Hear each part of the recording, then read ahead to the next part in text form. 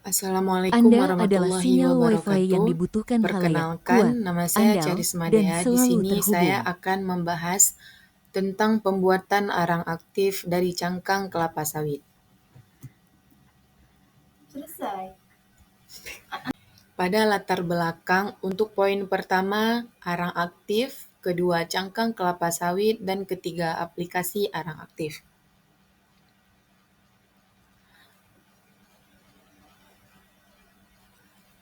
Satu, arang aktif. Arang aktif adalah adsorben yang berpori luas dari limbah biomasa. Arang aktif adalah hasil arang biasa yang telah diaktifkan sehingga pori-porinya menjadi lebih banyak dan terbuka. Arang aktif memiliki luas permukaan tinggi, yaitu 300 sampai 2000 m² per gram, dan daya serap terhadap zat pencemar juga menjadi tinggi. Selanjutnya, cangkang kelapa sawit. Cangkang kelapa sawit merupakan limbah padat dari proses pengolahan buah kelapa sawit. Ia memiliki banyak kegunaan seperti arang aktif, asap cair, fenol, briket arang, dan juga tepung tempurung. Selanjutnya, aplikasi arang aktif. Secara umum, arang aktif sering digunakan pada pemurnian gas, industri kertas, penjernihan air, pemurnian minyak, dan juga sebagai katalis atau pendukung katalis. Selanjutnya, tujuan penelitian. Pertama, tujuannya yaitu membuat arang aktif dari cangkang kelapa sawit. Jadi, langkah-langkah pembuatan arangnya yang pertama, dibersihkan cangkang kelapa sawit dari kotoran. Kemudian dikeringkan di oven dengan suhu 100 derajat Celcius. Tujuannya untuk menghilangkan kandungan air yang ada pada cangkang kelapa sawit. Lalu, langkah selanjutnya karbonisasi atau pengarangan, yaitu cangkang dikarbonisasi atau dibakar tertutup, yaitu tanpa udara langsung pada suhu 300 derajat Celcius selama 1 jam sampai cangkang kelapa sawit berubah menjadi arang. Selanjutnya, poin yang kedua yaitu membandingkan 3 metode aktivasi. Di sini ada aktivasi fisika, kimia, dan aktivasi fisika-kimia atau kombinasi. Oke, pertama kita jelaskan dulu pada aktivasi kimia. Aktivasi kimia yaitu arang yang sudah jadi dipanaskan lagi pada suhu 750 derajat Celcius selama 3 jam dalam alat yang bernama furnace. Itu semacam oven,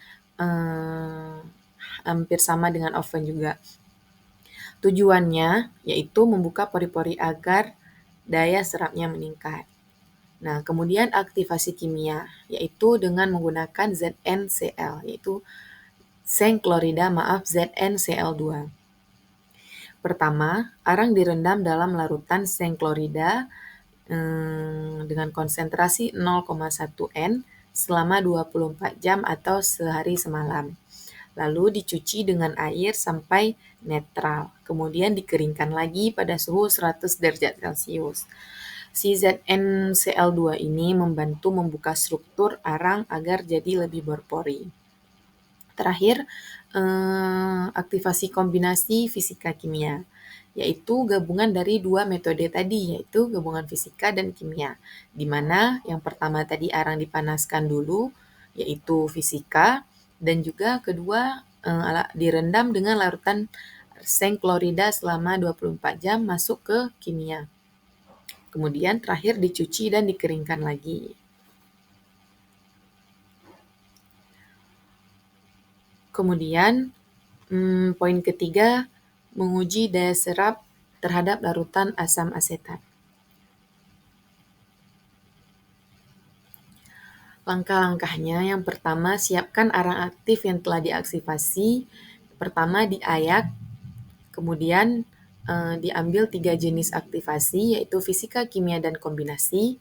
Lalu direndam ke dalam gelas berisi 5 ml larutan asam asetat sebanyak 0,5 N.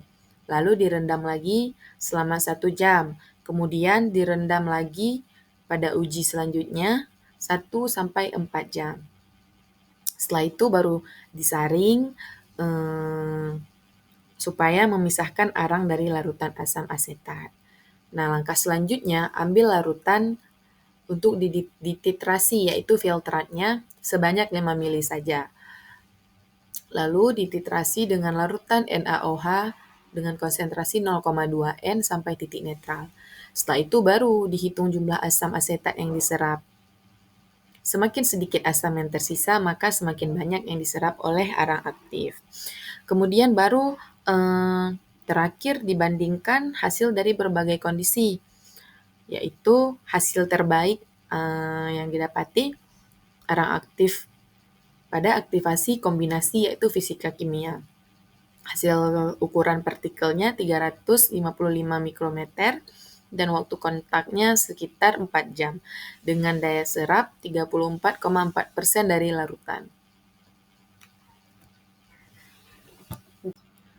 Baik, selanjutnya hasil katalis atau aktivator. Pertama, ZnCl2 berperan sebagai aktivator, yaitu ia digunakan untuk memperluas pori-pori permukaan arang. Pada saat ZnCl2 masuk ke struktur karbon, pada saat perendaman, di situ dia mengurai komponen organik selama pemanasan, dan nanti disitulah akan terbentuk pori-pori di dalam arang. Dan di situ luas permukaannya juga lebih efektif.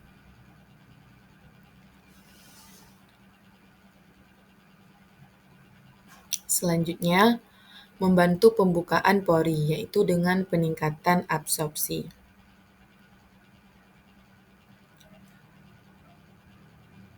Pada peningkatan ini, arang yang diaktifasi dengan ZnCl2 baik secara kimia maupun fisika kimia menunjukkan daya serap lebih tinggi dibanding aktivasi fisika saja. Dengan bukti eksperimen, pada fisika kimia tambah seng klorida, dia menyerap asam asetat sampai 34,4%, dan aktivasi fisika hanya menyerap 18,4%.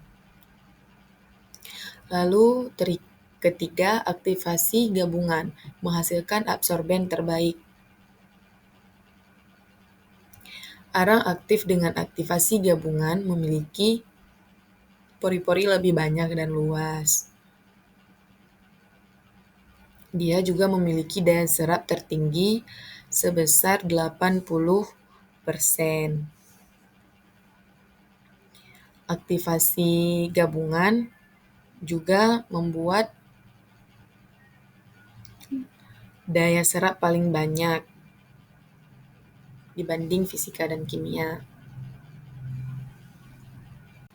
Selanjutnya hasil dari daya absorpsi. Pada tabel aktivasi ada kimia fisika dan fisika kimia, diameternya bisa kita lihat di sini, dan ada terjerap si CH3COH dan juga persen penyerapannya. Pada kimia di sini terdapat 355 dengan jerapannya 0,080 dan persen penyerapannya 40,0. Dan fisika bisa kita lihat juga, dan fisika kimia juga bisa kita lihat sendiri. Jadi semakin kecil ukuran partikelnya, semakin luas juga permukaan, dan juga absorpsinya semakin meningkat. Selanjutnya, luas permukaannya. Poin pertama, tidak ada uji BET secara langsung. Yang dimaksud dengan BET yaitu Brunauer Emmet Teller, yaitu digunakan untuk mengetahui nilai luas permukaan arang aktif secara numerik. Namun, di sini kita tidak ada melakukan uji tersebut. Selanjutnya, aktivasi bisa membuka pori dan memperbesar luas permukaan. Jadi aktivasi baik itu fisika maupun kimia bertujuan untuk membuka pori-pori atau memperluas pori-pori pada arang. Pada Poin terakhir, semakin besar pori maka semakin tinggi daya serapnya. Penjelasannya, semakin banyak dan semakin besar pori yang terbentuk, maka semakin besar permukaan kontak antara arang aktif dan zat yang diserap, sehingga daya serap semakin meningkat. Jika semakin kecil diameter partikel, maka besar luas permukaannya juga semakin luas dan kemampuan adsorpsinya juga semakin besar. Meskipun tidak ada data numerik dari uji BET secara langsung, jurnal menjelaskan bahwa aktivasi, terutama gabungan atau kombinasi, dan kimia berhasil memperbesar peningkatan pori. Sedangkan peningkatan luas permukaan ini terbukti dari daya serap asam asetat yang tinggi pada partikel yang lebih halus dan teraktivasi secara optimal. Berdasarkan penjelasan tadi dapat disimpulkan bahwa arang aktif yang paling bagus yaitu secara fisika kimia, daya absorpsi asam asetat tertinggi adalah 34,4% dan ukuran partikel kecil adalah luas permukaan efektif tinggi. Baik, sekian presentasi dari saya. Saya ucapkan terima kasih.